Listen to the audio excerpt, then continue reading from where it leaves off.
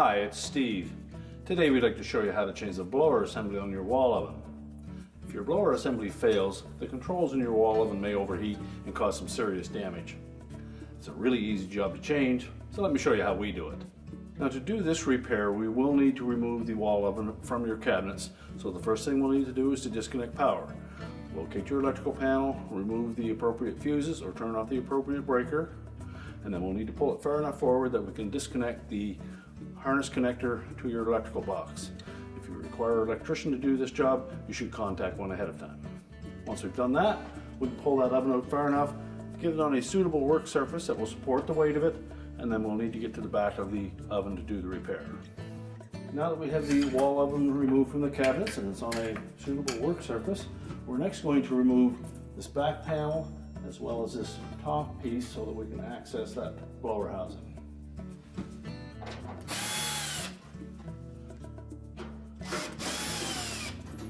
These screws are all number 2 Phillips head screws, or number 2 square head screwdriver will work as well.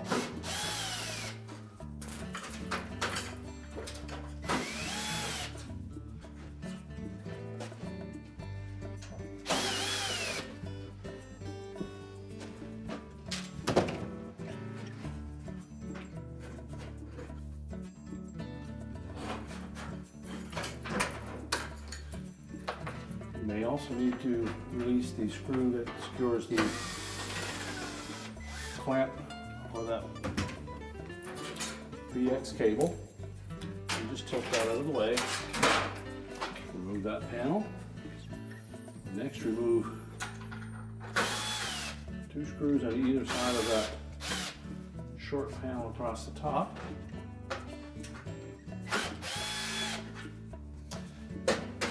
And then at least 2 of these ones across the middle, probably just loosen the top of the center one. Then lift that up, set that out of the way. Now we'll go ahead and remove the rest of the screws that secure that back panel.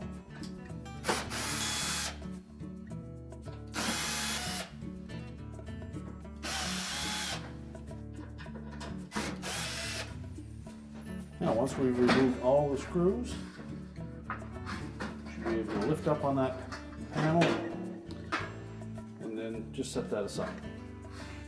Well, that gives us access to the existing blower housing. It's mounted with 2 screws to these L-shaped brackets. If your model does not have that style of a bracket, there are new brackets included with the kit, and just follow the instructions to install it on your model. Otherwise, we're simply going to remove 4 screws at the rear, leaving the brackets intact. Now once we remove the 4 mounting screws across the back, there is also another screw that attaches to that small piece of ductwork there. So just pull that foam seal down out of the way, expose the head of that screw, and remove that one. Now we should be able to lift that assembly up out of the way. We can pull it far enough forward that we can disconnect the wires to the connectors. Just check both of those, make sure there's no signs of arcing or corrosion, and if so, you'll need to replace them. We can then discard the old motor assembly. Now if you didn't have to change your mounting brackets, we can continue with our repair. So our next step will be to reconnect those 2 wires to the motor. Make sure they go on nice and firm and snug. And we're going to position that motor so that these mounting tabs are on the outside of those mounting brackets. But we'll slide that tab on that vent portion over the outside.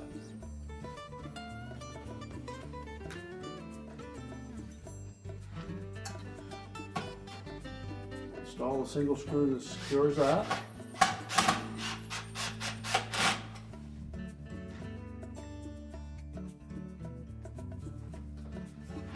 Line up the screws on the mounting bracket.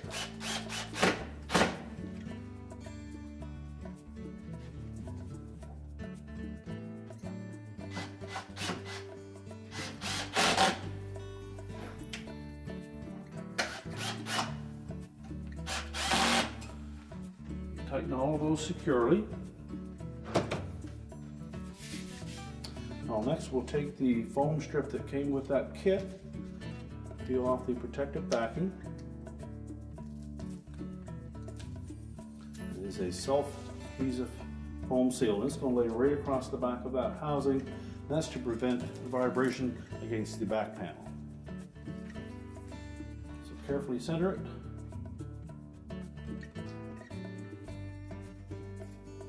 And then press it up against the new blower housing.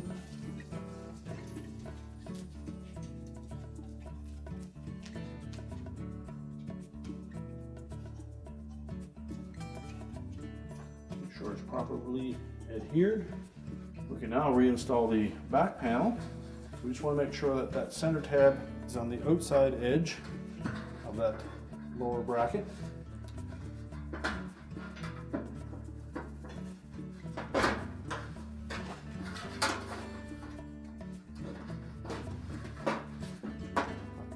Make sure the outside edges are tucked inside of that bracket.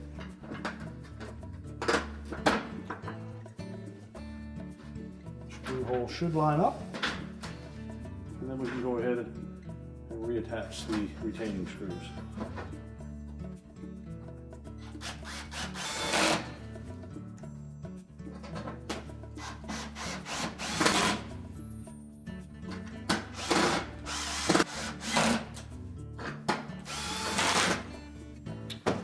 Now, once we have the center back panel installed, we can now go ahead and put that top piece across. We're going to tuck this piece in behind that back panel. Line up that center screw, fit it into the notch.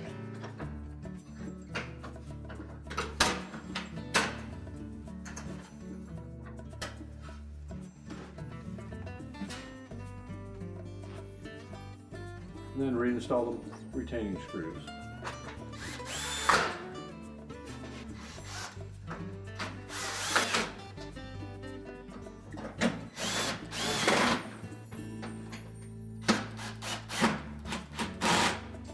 Make sure that all of these screws are tight so that we don't create any vibration.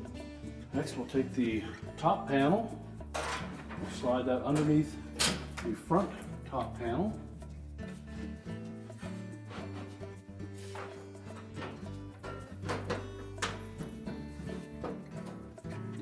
And again, reinstall the retaining screws.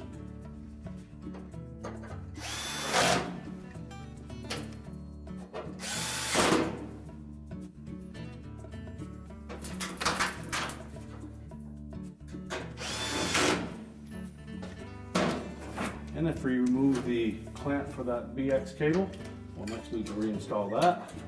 Make sure that the end is tucked into that slotted opening on the top.